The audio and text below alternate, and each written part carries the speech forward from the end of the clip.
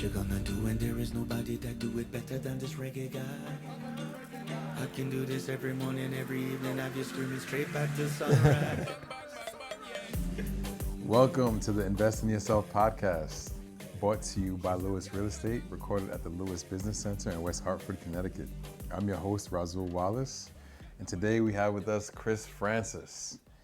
Chris is a entrepreneur, mortgage broker, realtor, and insurance agent, along with many other hats. Yeah, I would agree. I concur. Yeah, that's true. Yes, sir. Well, thanks for joining us today. You're very welcome. Thanks for having me. Yes, sir. Absolutely. So tell us about yourself a little bit. Where you're from, who you are, and what you do. Sure. I always say I never like talk about myself. I never like to. But in instances like this, I guess I have to reveal and let people know who I am. Give us a little bit. I give you a little bit of who I am. So I'm Chris Francis. I originally am from Jamaica. If you hear the intro, of course, had to play my yard music. So much respect to my Jamaicans, and my Jamaicans as well. That's out there. Or my Caribbean folks as well.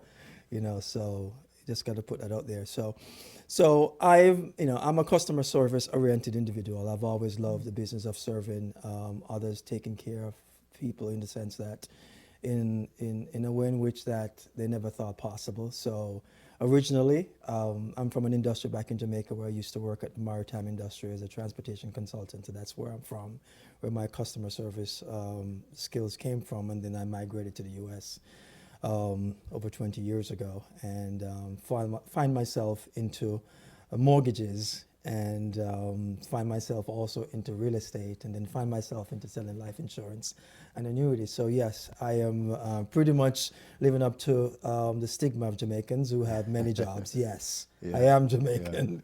Yeah. But when you've got 10 kids to feed, no, I'm kidding. I'm not lying. I'm lying. I have 4 boys, truth be told, but they feel like 10 because of the needs that they have, and you have to try and maintain that. But that's who I am. I have a passion for what I do. Hence the reason why I've been doing, over 20 years I've been in the business. Nice. And it's been challenging, but it's been very rewarding and very fulfilling. I have to state that. Otherwise I would not still be here. Nice. Because I feel as if I'm actually, filling a void, whether it's to my community, or just individuals who is in need of my services. Yeah. Yes, sir. I like it. How old are your boys? So my first is 18. I'm sorry, I'm lying. I'm sorry, 19. 19 in September last, and 19, 17, 14, and 10.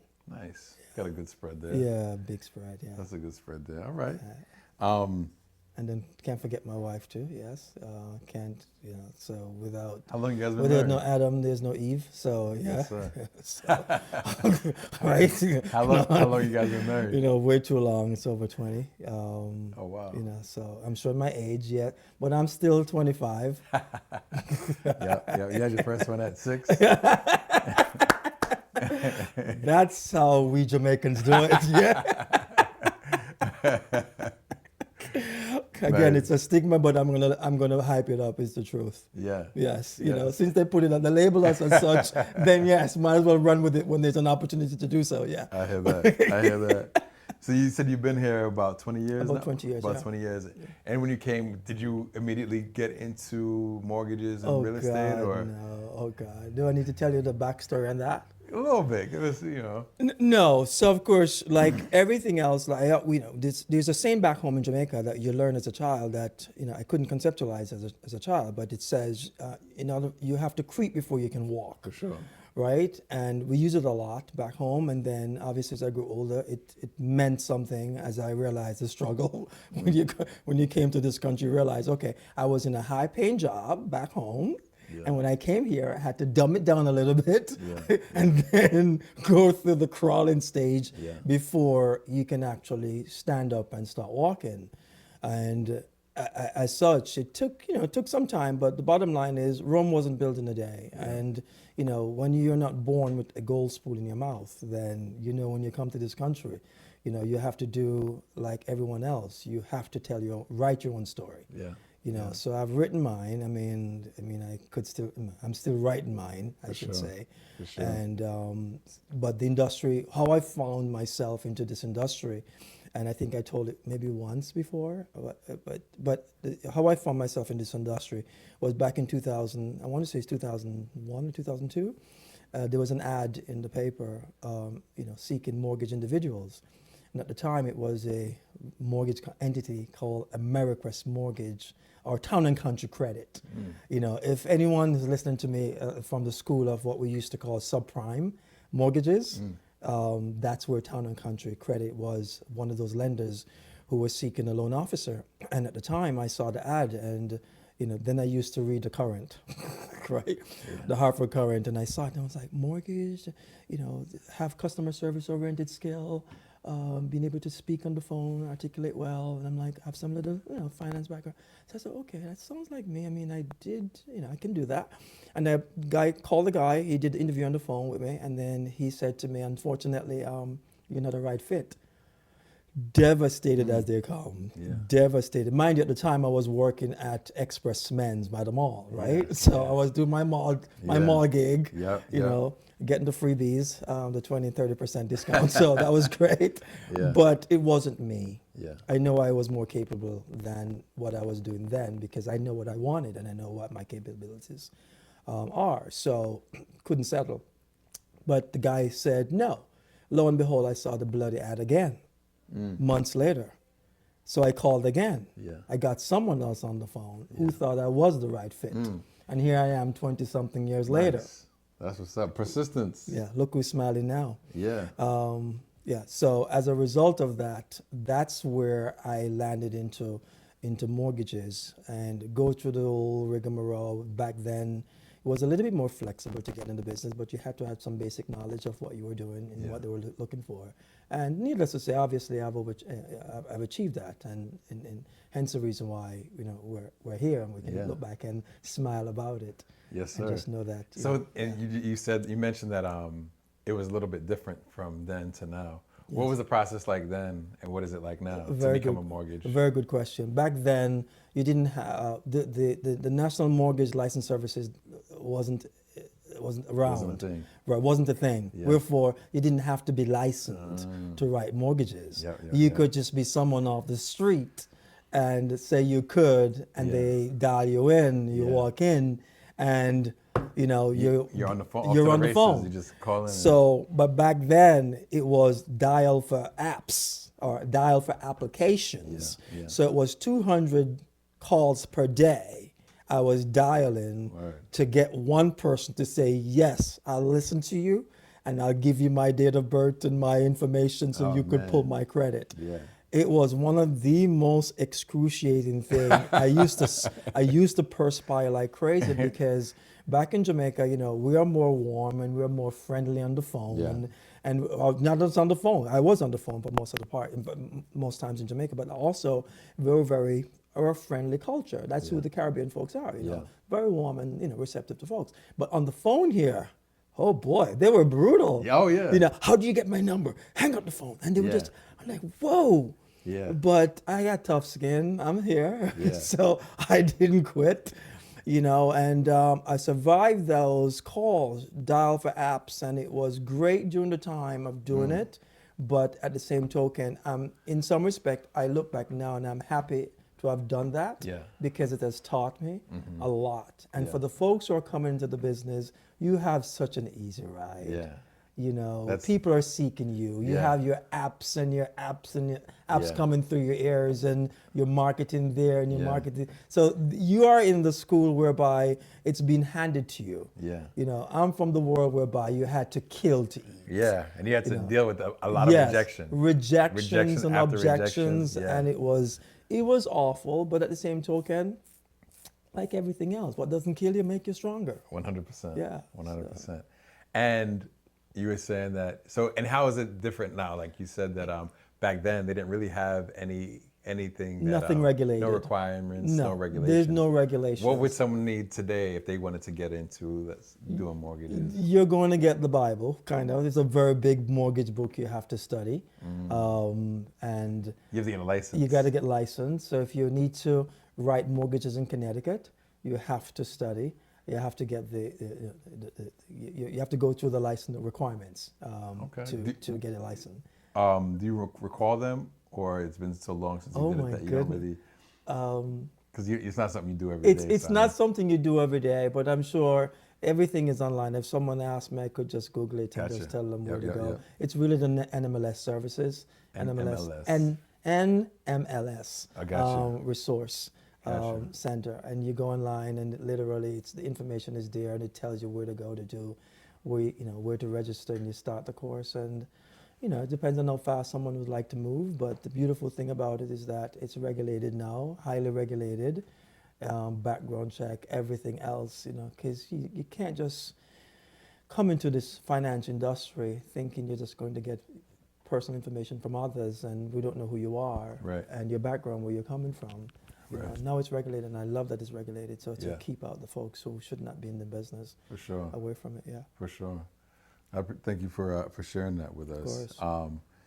Trying to get so you started off in mortgages, but then you eventually got into as a realtor, insurance. Is it because it's like a natural fit? Those are all things that services that your clients would need. So you felt like you had the knowledge and experience to kind of service all that. How does that go? How does that work for you? There's so many ways I could respond to that question, and I'll do my best, so the audience can understand why I do what I do. As I said before, I'm from a service-oriented industry, and I love to help clients, and I found that within the industry that we're in, no offense if anyone wants to take it personal, but if you know your worth and you know your value, you know who you are, then no one should take offense. As we say in Jamaica, as I'll say this in Jamaica, mature macan, me never call love all. In other words, translation for the English folks, what that means in translation, mature macan, but me not call love all. I say what I said, it's not directed at you. That's what it means. So if you take it personal, it's all on you. Right. I mean nothing by what I'm about to say. The fact of the matter is that if you're in an industry where you're serving others, you have to show that. You have to exude that. And you have to be true to who you are in doing so. And I found that, some folks come into the business of real estate, and I get a lot of complaint from clients. The realtors don't get back to them. Or the realtors not sending them the properties that they're looking for. They send them either lower end or higher end properties, or whatever the case may be. There's a level of what the word I'm trying to find, a level of not being served the way they ought to be served. Because for me, if someone says, I'm trying to get approved for a mortgage, or I'm looking for a home, my budget, I want to stay, maybe not over 300. Let's keep it at 300, and then we just go from there. Totally. I'm going to send you listings that are up to 300. Right. So we start maybe from 250, go up to 300. Right. Not over 300.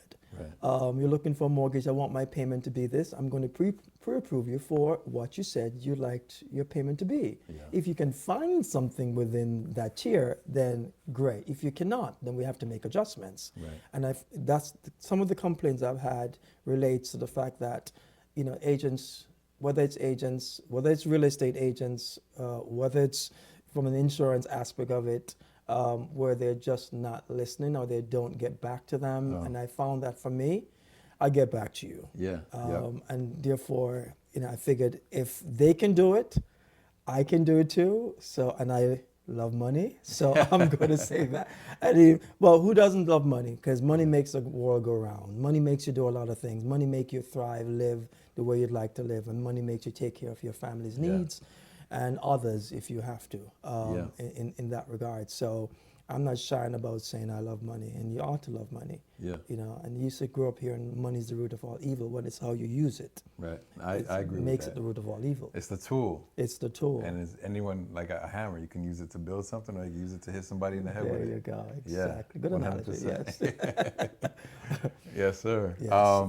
You mentioned helping your clients to understand, the process of getting a mortgage and what they qualify for. Can you talk about that a little bit? What does someone need to qualify for a mortgage? Great question. I tell clients it's very basic. We're looking for, or the lenders, generally speaking, they're looking for 2 years of work history. That's great. Resident history, same thing. Even if you have changed location where you used to reside within the last 2 years, let's say you lived here for 1 year and here for another year, we have your 2 year Right. resident history. Yep. We have your 2 year work history, whether you change jobs within the last 2 years, one job within the last 2 years, okay. 2 and 3 and 4 jobs within the last 2 years, you got to understand there's instability there, and underwriters are going to look at you differently. Yeah. You know, And it also makes a difference if they change the jobs, if it's in the same field 100%. or not, right? Yes, 100%. So if you're going to be changing your jobs, if it's within the same line of work, there's different type of financing where they need you to be in that profession, that new job that you have switched from, or new profession that you have changed within the last 6 months. You have to be there for within the last 6 months. Gotcha. So let's take, for example, I'll use FHA, which stands for Federal Housing Administration. If you were a clerk and then you move from a clerk to auto, you're in the auto mechanic world, right? Yeah. Then you have just changed your profession. Yeah, So yeah. you need to be in the auto profession, mechanic world for the next 6 months to obtain an FHA mortgage. So you have to be in that role for at least 6 months. 6 months. Gotcha. Now, if you transition from a clerk to an auto mechanic and you're looking for a conventional mortgage, then they won't look at you being in that position for the next 6 months, but at the very least, they're going to be looking, if it's salaried, even better. Generally speaking, when you're salaried, that's going to be viewed as stability of income. Consistent, reliable. Right, very consistent in that regard. Yeah, So you're yeah. going to be able to get a mortgage for a conventional loan. Yeah. If it's a case whereby the income is variable, the underwriter's decision, it may not work in your favor. At the very least, I'll tell someone, I don't mind submitting your file for an underwriter to take a look at, but from where I'm sitting, you're probably going to need to be in that profession or that line of work you have transitioned to for at least the next 3 months. Yeah. And then you apply, and then let's see if we can find an entity, a lender, who is actually willing to entertain you in Gotcha. that regard. But you have so many different type of mortgages that are out there. So let's start with the very basic Well, ones. because that I think Yeah. is a whole conversation. It is. I think that's a show in itself. Yeah, we could do that. Going Yeah. into the different types of loans and Right. requirements and everything. But we just stick to just the basic requirements: 2 years of employment, 2 years of residence. Well, obviously, if you have your down payment, that's even better. You got your down payment in your bank account, and you've got your, if you have a 401k, You can use that. you can use that to acquire your property as well. Because generally speaking, when you pull from your retirement, there's no penalty to pursue a home. There's no penalties to take out your 401k to pursue a home. They actually call it hardship withdrawal. And it says that in the terms and conditions of withdrawal on your 401k statement, you can see that. Or you can ask your provider to email you the document that reflects that. So that's really what we're looking for. But the most important thing we're looking for is also credit. Yeah. Credit is very, very, very, very intricate in buying a home.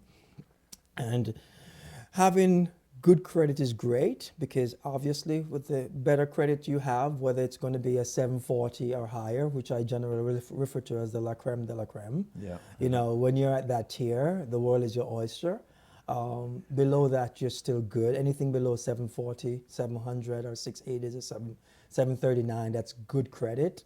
Anything beneath that, Beneath the 680. between 680 and downward, you're considered fair. Gotcha. Not my rule, don't shoot the messenger, because that's what it said. Yeah. Now, you can get a mortgage in today's world, even if you have a 500 credit score. Oh, wow. Yes, you can. Okay. It's all about the Benjamins. Yeah. Yes. Right. And the type of loan. You may not get a conventional mortgage. Right. You may get, as we said, a whole nother topic of the, if we Yes. go that route, because you also have mortgages whereby you're a foreign national and you could be buying a home in the United States and we don't need to verify anything but your money. So, So, and I want to get into all that. Unfortunately, I just don't have the time to. No. So I want us to have a show dedicated to all the different loan types. Yes. For who, the qualifications. So I would like Yeah. you to come back. I could and name for us them, to talk through all of that. Yeah, Because but that is, because of the different down payment amounts. Yes. And qualifications, all of that. That's a great conversation. Yeah, totally. But credit is important, guys. Yeah. 500 credit scores is obviously is below, by most lenders, but there are lenders out there who will entertain you with a 10% down. If it's below, 10% down or more. Obviously, the rate's not going to be attractive, but the bottom line is if you are gainfully employed, you have the funds, and you'd like to pursue a home, don't let your credit score deter you. Obviously, there's a reason which tells the story why you have a 500 credit score. So I'll have to dissect that report for you and tell you, where do you fall? If it's charge off accounts, you charge off a car for $30,000. Hello. Now you're trying to buy a home. Hello. I want you guys to think openly. Who's going to be able to extend credit to me when I can't? When I didn't pay an auto loan for $30,000, but I need $400,000. Let me think about that. Now we have to look at that. But someone can call me and I'll explain to them how to go about removing those things. Yeah. But for the most part, if you've got a 580 credit score or higher, you can obtain a mortgage. 580 credit score higher, 3.5% down, could be a single family home, a 2-family home, a 3-family home, and get this, a 4-family home, 3.5% down FHA. Which Yes. is part of that next conversation, but that is the way, I think, the way to go. It's the way to go. It is the way to go. So I do appreciate that. The name of the show is Invest in Yourself. Yes. And so with that, one of the central questions that we ask our guests is, what is the best investment that you've made in yourself? Oh my God. Oh, that's a tough question. Well, how to respond to that is the question. I think it's just how the investment I've made in myself is what I'm doing, how I've aligned myself, whereby I'm a licensed mortgage person, I'm a licensed realtor, and I'm a licensed life and annuity health individual. So that's my investment. But there's more to come. I'll leave that for another day. Yeah. Where I'm exploring other avenues to be licensed in, because that's my investment. I want to be that go-to one-stop shop person. I worked for an entity once where they actually controlled every facet of someone pursuing a mortgage. Yeah. They have everything under one umbrella. And for me, I am the umbrella now. Yeah. No, that's dope. But I love that though, because you can really, at least, and you tell me better. Yes. I feel like you really will get to know a client, and then that in knowing them, Yes. you can, in knowing them better. Yes. You can. I'm assuming you can probably serve them better. Absolutely, because it's some people may look at it as if I know your financing, anything that follows, you shouldn't have any concern. Then for you, you should be like, oh, this is great. If I need to talk to Chris about insurance, I'm covered. If I need to talk to someone, I'm covered if I talk to Chris. I'm covered if I talk to Chris about real estate. I'm covered if I talk to Chris about mortgages. You're covered. It's like covered under the blood of Jesus, right? You're covered. So in that regard, you're in a much better position knowing that, you don't have to go elsewhere or rely on someone else, the realtor, to get back to me because the realtor is not getting back to me. One of my biggest pet peeves. Or challenges, I should say. Yeah, it is true. That's correct. And that's what someone, should be appreciative of, knowing that, I'm able to extend everything that you need, you know. For sure. And you don't have to keep shopping around or running around talking to everybody else. Okay. Even though it could be some people may be like, oh, I don't want to talk to you about it, which is fine, to each his own, really. Yes, sir. One piece of advice you'd give to someone starting their entrepreneurial journey? Great question. I would say, you have to commit. You have to take risk. It's not even one piece. There's so many facets of how I could respond to that. Yeah. And Yeah. for me, I've always said, the risk, you take risk every day. You leave your home every day. If you can assure me you're going home this evening, then hey, hats off to you. Yeah. Because you clearly have, Jehovah, within you that tells you you're going back home. We don't know. We hope, pray that we get home to our families each day. That alone within a risk within itself. Yeah. And I'll just to digress a little. I had a terrible accident the other day. My first wow. accident in 30 years. I've never had an accident. Oh, man. Never had an accident. And I had my first accident with my third son who was in the car. And the vehicle is totally right off. Oh, man. Totally. We came out total. alive. Total. Yeah, well, thank God for that. Total. So hadn't I known, I kept saying I could have gone a different route that evening, but obviously it was meant for me to go the route I went, Yeah. which ended in the vehicle being total. Yeah. But we're okay. Yeah. And the individual that we collided with, they're okay as well. The bottom line is, you have to take chances when you're getting into this world of being an entrepreneur. You have to stay committed. You have to stay dedicated. As far as investing, again, you have to creep before you can walk. So if you're thinking of buy big and then grow, no, buy small and then grow. Mm-hmm. Because take, for example, a 4-family home. Yeah. That's an FHA mortgage, 3.5% down. Yeah. You live in one floor. If it's a 3-family, you rent the other 2 floors. They're paying your mortgage. Now Yeah. you're living rent free. Oh, man. And you're building equity and you have That's- something to write off.